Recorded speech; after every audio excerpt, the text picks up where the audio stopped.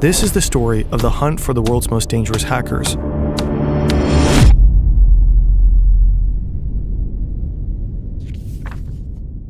Prologue: The Bears.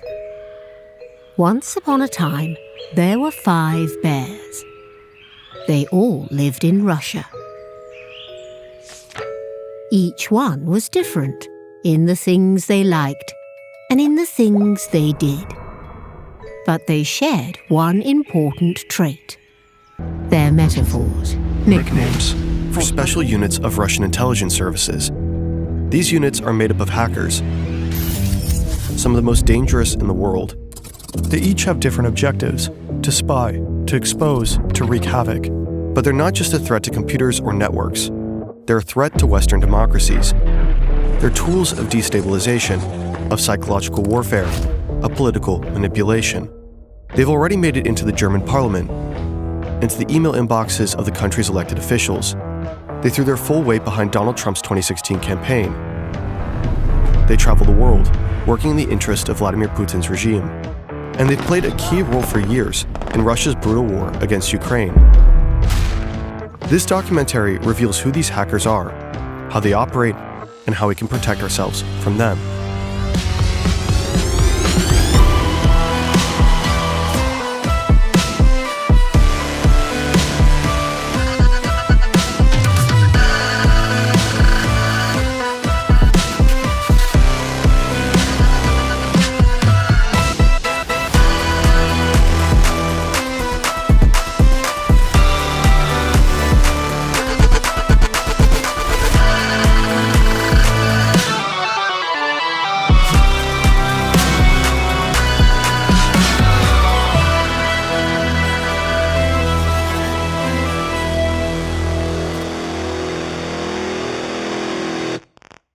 This documentary is largely based on a fantastic German-speaking podcast, Der Mann in Merkels Rechner, by German investigative journalists Hakan Tanriverdi and Florian Fada. Link is in the description. Chapter 1: The Email. This story begins with that little line above the E, and with Claudia Haidt. She was working in Berlin back then as an assistant to a member of the Bundestag, the German national parliament. Her office is beautiful, in the center of Berlin. It's May 8th, 2015, a warm Friday in spring. The weekend is just around the corner. She's trying to write an email to a colleague named Renee. The accent Aigu doesn't work. Strange. She tries all the usual, opening and closing Word, rebooting her PC. Nothing fixes the issue. The Bundestag has its own internal service hotline for that kind of thing, 117. She tells the IT guys that she thinks her PC got infected with some kind of malware, perhaps a Trojan. But they don't take her seriously. At this point, no one realizes how serious the situation really is. There really was a Trojan on Claudia's computer. She'd been hacked. But it wasn't just her device. While she's still on the phone with 117, hackers are already deep inside the Bundestag systems. They're working on behalf of the Russian Military Intelligence Agency, the GRU. Putin's bears are running wild, right through the very heart of Germany's political system. If all this happened today, Claudia could have just asked an AI assistant, probably way more helpful than that service hotline. With Uda's website app, AI can also help you build your website in seconds. No coding skills needed. Just 4 easy steps. Define the type of website, industry, and goals. AI generates images and text tailored to your needs. Choose a color palette or upload your logo. Add pages and features. Choose a theme you like. Then make it yours with simple drag and drop. With ChatGPT built in Udo, the perfect text is generated for you. Or just ask AI to rewrite your copy for you. Need a multilingual website with Japanese translation, done in just a few clicks. It's fast, intuitive, and designed to make the experience smooth and effortless.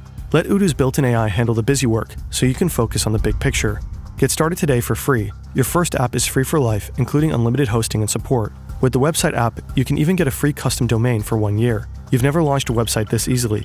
Add more apps anytime and get the full suite of apps starting at just 19.90 euros per month. Click the link in the description to get started.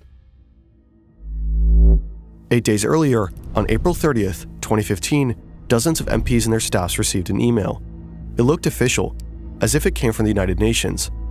The subject line referenced Ukraine and its economic situation. It's just a year after the annexation of Crimea, Russia's first military incursion into Ukraine. The military operation is now underway in eastern Ukraine. The capital, Kyiv, and other Ukrainian cities have been hit by air and missile strikes over the past several hours.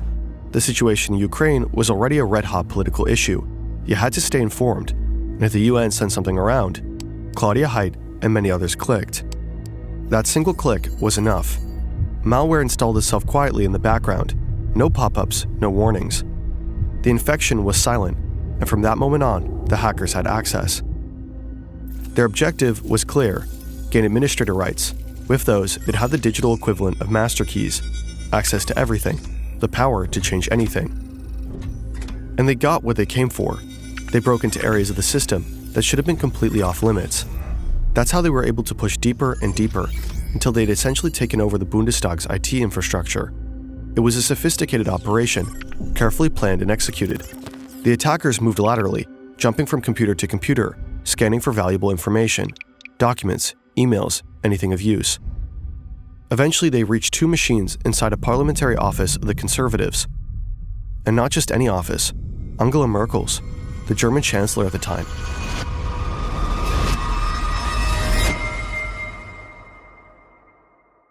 The Bundestag hack is one of the most serious cyber attacks in German history. It will set off a large-scale international investigation and eventually arrest warrants that had once seemed unimaginable. And yet, inside the Bundestag itself, the attack goes unnoticed for quite some time. Back to that Friday afternoon call with 117. Claudia is frustrated with how unhelpful the first hotline call had been, so she does what most people do in that situation. She calls again, hoping the next person might actually understand what's going on. But even the second person on the line doesn't take her seriously. Angry and fed up, Claudia decides to just shut down her PC and go home. It is Friday after all, and the weekend has already begun.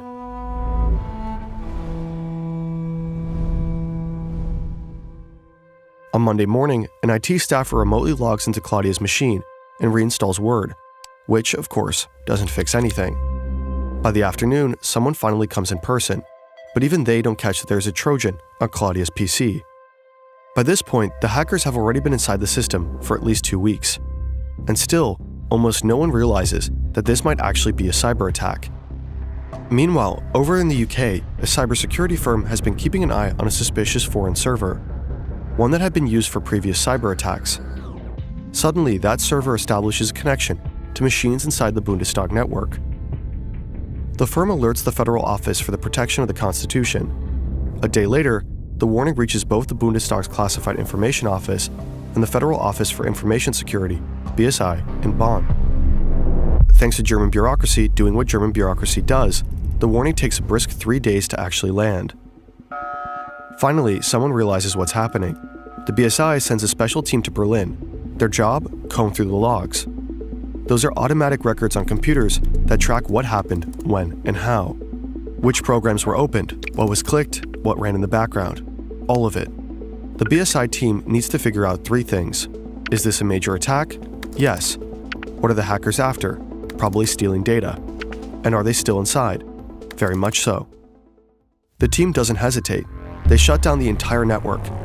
From the outside, it looks like someone just ripped the plug out of the wall. Claudia watches her computer power off like it has a mind of its own, like it's haunted. She half expects the lights to flicker next. That same day, Der Spiegel broke the story, the first media outlet to report on the cyber attack. Politicians found out from the news, not from internal channels. From that moment on, chaos took over. Lawmakers were furious. No one could work properly. No emails, no access to documents, no reports. And this isn't a movie. You don't just kick the hackers out and move on. The network is giant, messy, and hard to control.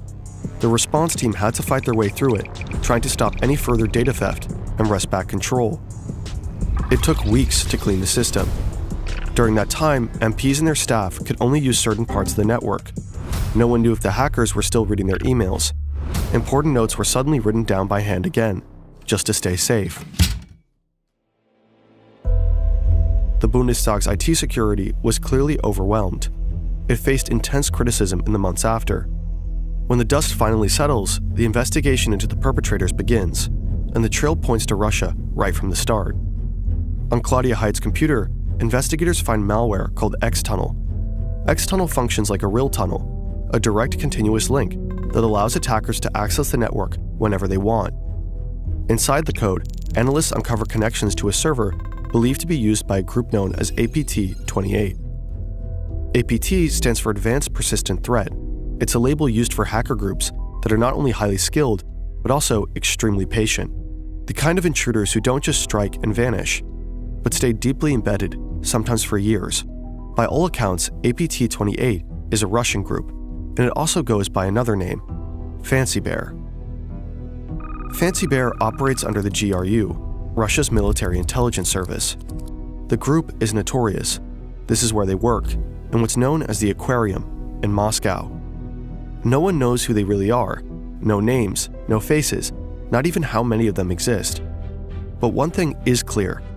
They do whatever it takes. They'll stop at nothing, not even the computer of the sitting German chancellor. Ironically, it's there, in that highly sensitive office, where one of the hackers slips up. They managed to break into a computer in Angela Merkel's outer office, her personal machine, her inbox. It's exactly what they were after. To extract the emails, one of the hackers writes a custom program. The tool is designed to copy her Outlook inbox and send that copy to a server they control. The program is called vsc.exe. But there's a problem. While coding, the hackers make a mistake. To locate and extract the files, vsc.exe needs to follow a specific file path, and that path includes the words Abgeordnetenbüro. But the program doesn't recognize the German U. Instead, the character shows up as a garbled symbol, a question mark followed by RO, so the program can't find the folder. For a moment, the entire operation stumbles over the quirks of the German language. Realizing the attack might be exposed at any moment, the hackers panic a little. Under pressure, they decide to rewrite the code. This time, they tell the program, expect German, expect that U. Then they try again. And this time, it works. The tool successfully copies the inbox and sends it out. It's not Merkel's correspondence from the Chancellery, but still a huge win for the attackers. But the hackers messed up. Maybe from the rush, maybe out of nervousness. In the code of the program, investigators later discover a critical detail. The hacker forgot to delete the name of the computer he was working on. The path reads C users Scaramouche. Scaramouche is a clown-like character from Italian theater. People might also recognize the name from Bohemian Rhapsody. Scaramouche, Scaramouche, will you do the fandango? That's the hacker's alias, his handle. In secret, Scaramouche and his team become high-priority targets. The Federal Public Prosecutor's Office opens an investigation on suspicion of espionage. Angela Merkel later calls it an act of hybrid warfare. But publicly, the German government keeps quiet at first. No accusations, no pointing fingers. In total, around 16 gigabytes of data is believed to have been stolen from the Bundestag network, though no one knows for sure. 16 gigabytes doesn't sound like much, right? Just an old USB stick. But in context, it's a lot. Especially if we're talking only emails. 16 gigabytes contains a staggering amount of information. Is that really the end of the world, though? A little espionage here and there, business as usual. Sure, they stole some files, but what could they really do with that? Then came the US presidential election in 2016. Putin's bears shows what they're really capable of. The Clinton campaign won't confirm or deny the veracity of any of the emails posted by WikiLeaks. What lines they're willing to cross, and just how much chaos a few gigabytes can unleash. Chapter 2. The Orange.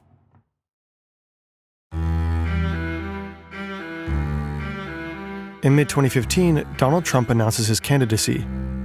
At first, no one really takes him seriously. But because he's so different, so unfiltered, saying things no one else would dare, the media can't stop talking about him. And Mexico will pay for the wall. I could stand in the middle of Fifth Avenue and shoot somebody and I wouldn't lose any voters, okay? One outrageous statement after the next dominates the headlines. ISIS is honoring President Obama. He is the founder of ISIS. He's the founder of ISIS. There's public outrage, disbelief, and widespread support for him. I don't know what I said. I don't remember. By early 2016, Trump is no longer the oddball outsider. He's now the Republican frontrunner, going head-to-head with Democrat Hillary Clinton. Half a world away, in the Kremlin, Vladimir Putin is watching closely. He doesn't like Hillary Clinton, not one bit. The two have history. Back in 2011, Clinton was the US Secretary of State when Russia held national elections. She publicly questioned whether the vote had been rigged, and massive protests followed across the country. Putin accused the US of stirring up those demonstrations. He never forgave her for that. Politically, she had been one of his toughest opponents for years. Later, the European Court of Human Rights confirmed that the 2011 Russian election was in fact manipulated.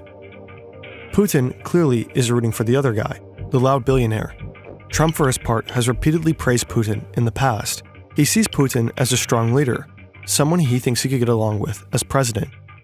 So Putin consults with his 3 intelligence agencies and makes a call. March 19, 2016, an email lands in the inbox of John Podesta, Clinton's campaign manager. The message looks like a standard Google security alert, something about suspicious activity and a prompt to reset the password. But Podesta double-checks with an IT staffer at the DNC to be sure. Unfortunately, the staffer replies that the email is legit, when he actually meant the opposite, just one typo with massive consequences.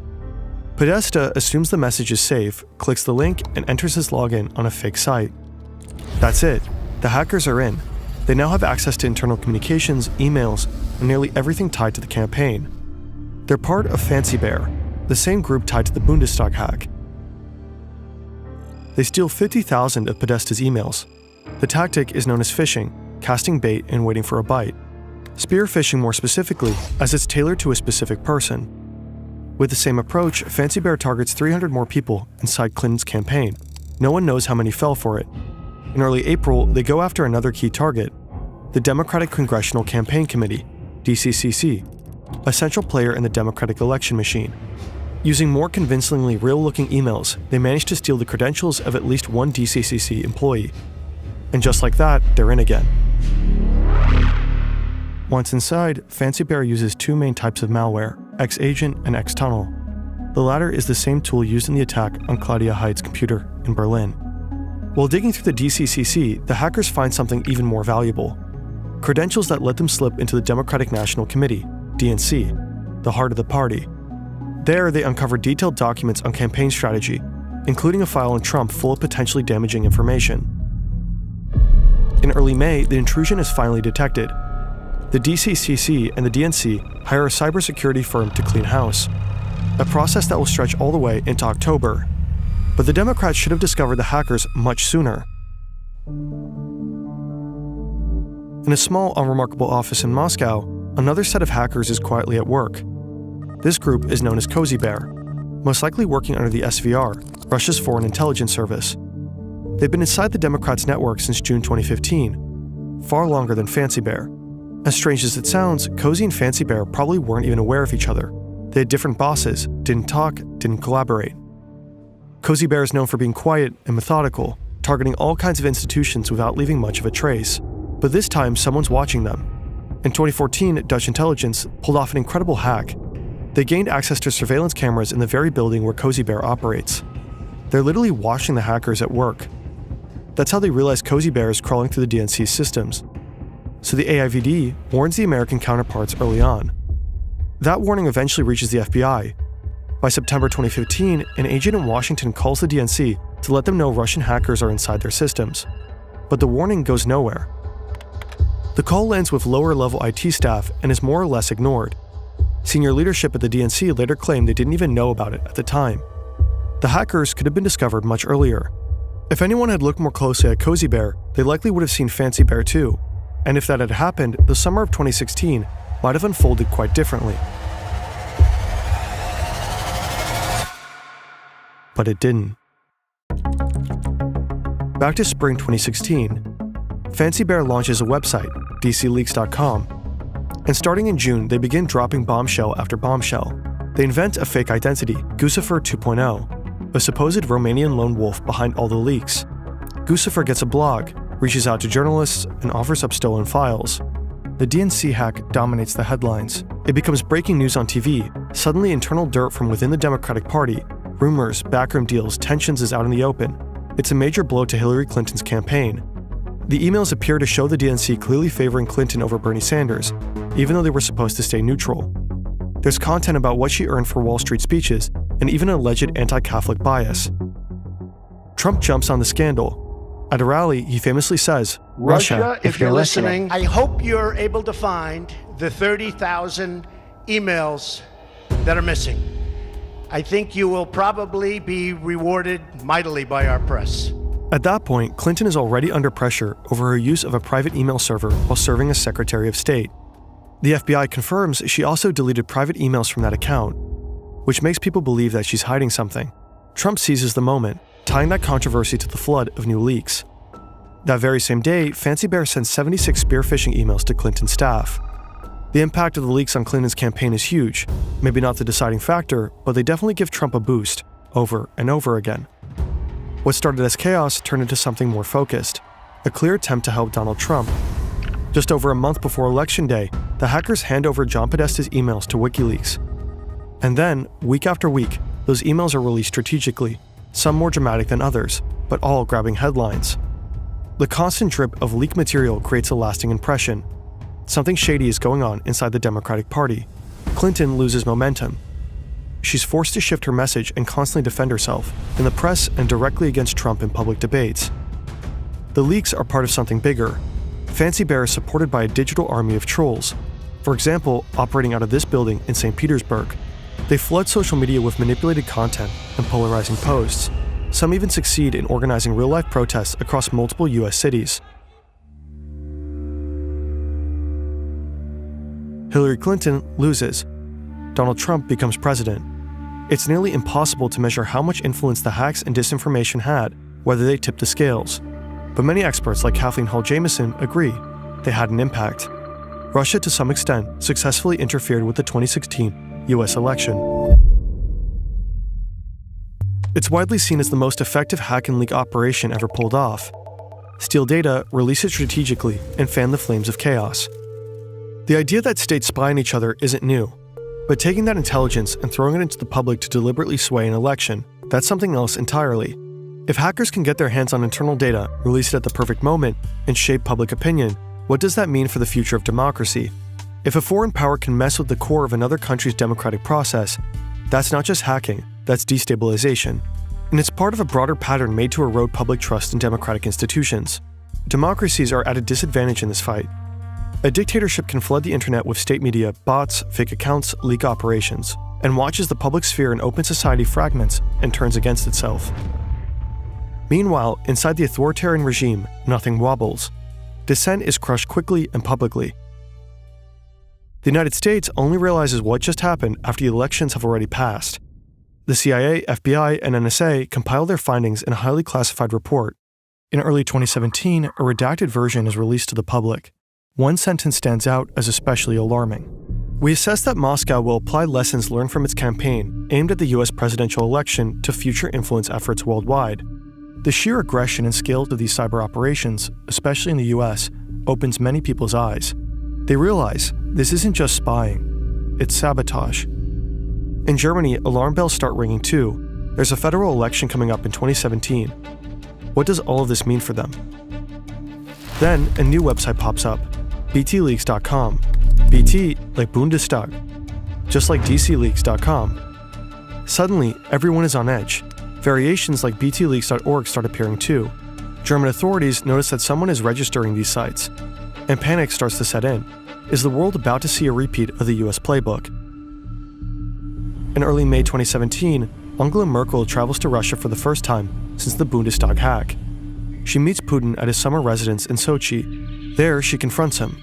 Putin insists that Russia never interferes in the internal affairs of other nations. Merkel replies firmly, "I assume that German parties will handle their election campaigns among themselves." A clear warning, stay out. In the end, the 2017 German election isn't rocked by any major leaks. To this day, no one knows for sure what happened to the stolen 16 gigabytes from the Bundestag hack. There's never been a single public leak directly tied to that data. But then again, maybe there doesn't need to be. Maybe the information was used in some other way, quietly, tactically. Meanwhile, the hunt for Scaramouche continues. It'll be a while before his identity is finally confirmed. Itsy bitsy spider went up the spout again.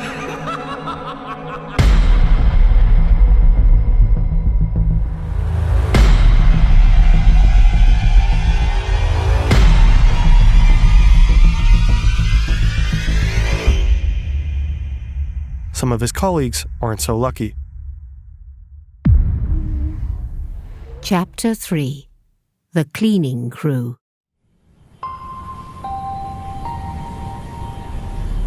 April 10th, 2018. A passenger plane from Moscow lands at Schiphol Airport in the Netherlands. Among the passengers, 4 Russian men. They look like typical business travelers. Alexei Minin and Oleg Sotnikov, both in their 40s, seem cheerful. Behind them walk 2 younger men, Yevgeny Sebryakov and Alexei Morenits. According to their passports, they're diplomats. A sharply dressed man from the Russian embassy meets them in arrivals and escorts them out of the airport. But they aren't here on official duty. They're part of a special unit, trained to carry out covert foreign operations. Minin and Sotnikov handle reconnaissance. Serebyakov and Morenits are the hackers. They rent a small car and drive to The Hague. They stop at an electronics store to buy a heavy-duty 12-volt battery and a charger, then check into a hotel. The next day, Minin heads to OPCW, the Organization for the Prohibition of Chemical Weapons. That's an international body that investigates chemical weapons use and checks compliance with global conventions. The OPCW has just finalized its report on a high-profile case. Sergei Skripal and his daughter Yulia were found unconscious on a bench in Salisbury, UK, after being poisoned with Novichok, a nerve agent developed in Russia. The OPCW report confirms the British findings. Minin scouts the site. He photographs the OPCW building and the Marriott Hotel next door. 2 days later, April 13th, the group plans to strike. Time is short. What they don't realize is that they're being watched. From the moment they set foot into the country, they've been under surveillance by the Dutch Military Intelligence Service, MIVD. For the original version of this documentary, we interviewed a senior MIVD official. Due to rights restrictions, we had to cut those segments from this adaptation. He couldn't help but grin when describing their transport, a rather small car for a bunch of guys, tightly cramped in there.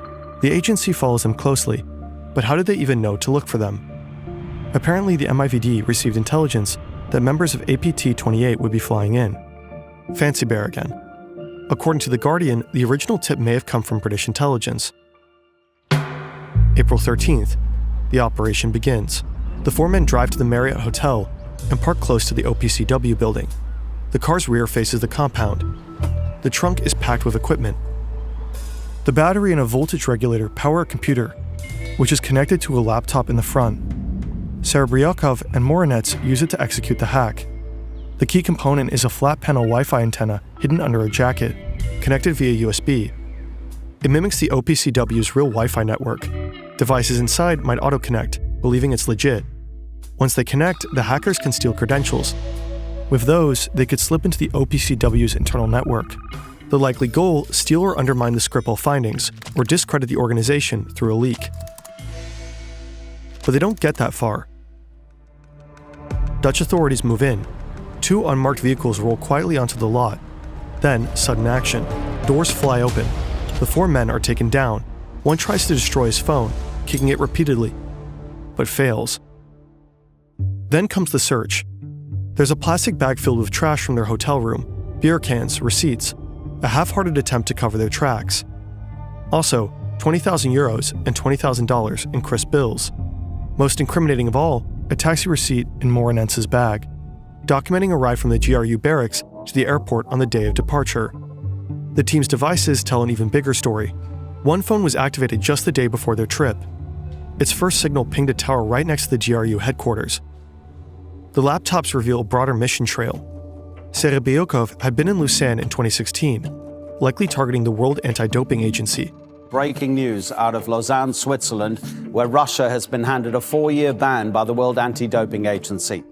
In December 2017, he was in Kuala Lumpur, where he reportedly tried to hack the Malaysian police, the agency then investigating the MH17 plane crash. Malaysia Airlines flight MH17 crash-landed in eastern Ukraine. That flight was brought down by a Russian-made missile over eastern Ukraine, and the team wasn't planning to stop at the OPCW. They had train tickets from Utrecht to Bern, Switzerland, likely headed for the Spies laboratory, which was also analyzing Novichok. Sometimes hackers need to get physically close to their targets. Sending phishing emails isn't enough. You need to know what kind of networks are in place, what security measures are active, and sometimes even watch the people going in and out.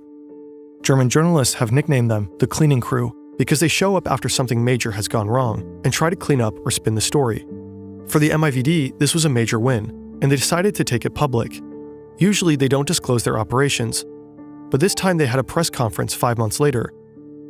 The 4 men were eventually released and sent back to Russia, likely for diplomatic reasons.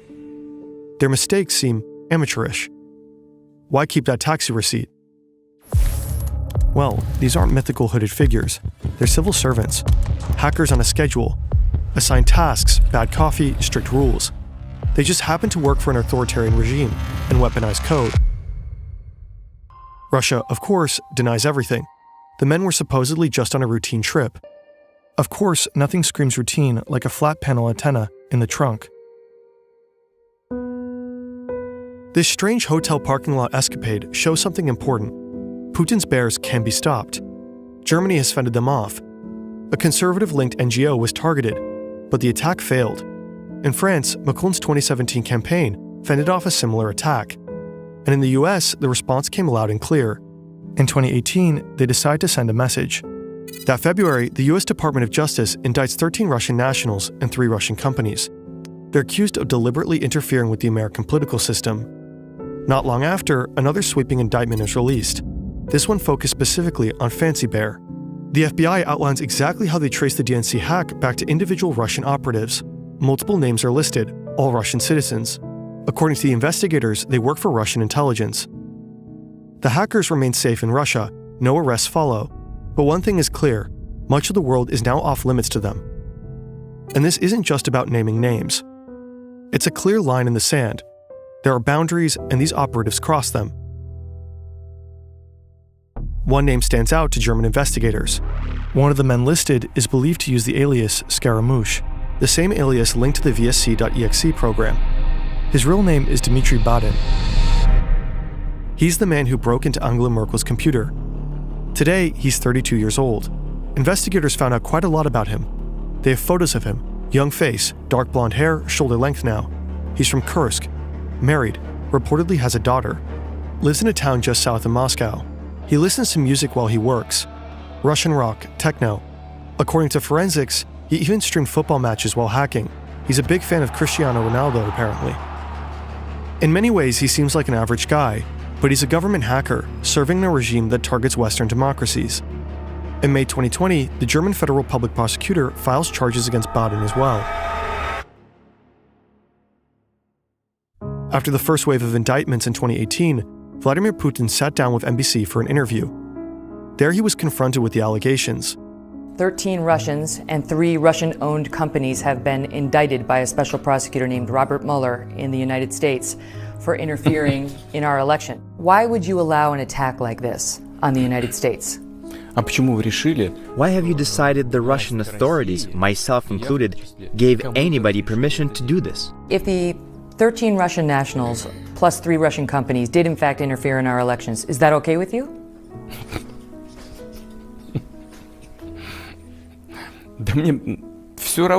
I don't care.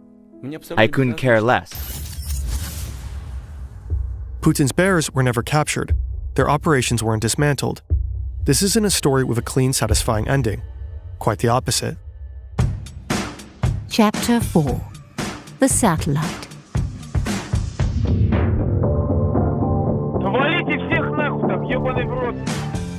February 24th, 2022.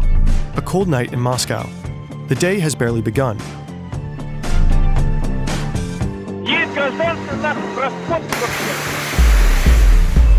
A quiet man heads to work earlier than usual. He's riding the metro.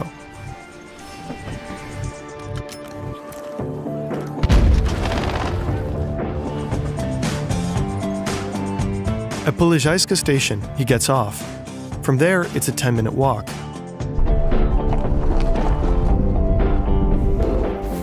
He's a little on edge, lights a cigarette. He works for the GRU, in the aquarium.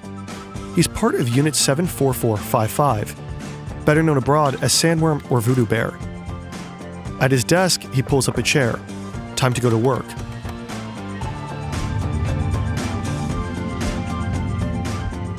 He and his colleagues have spent months preparing for this moment. Now it's just a few final clicks.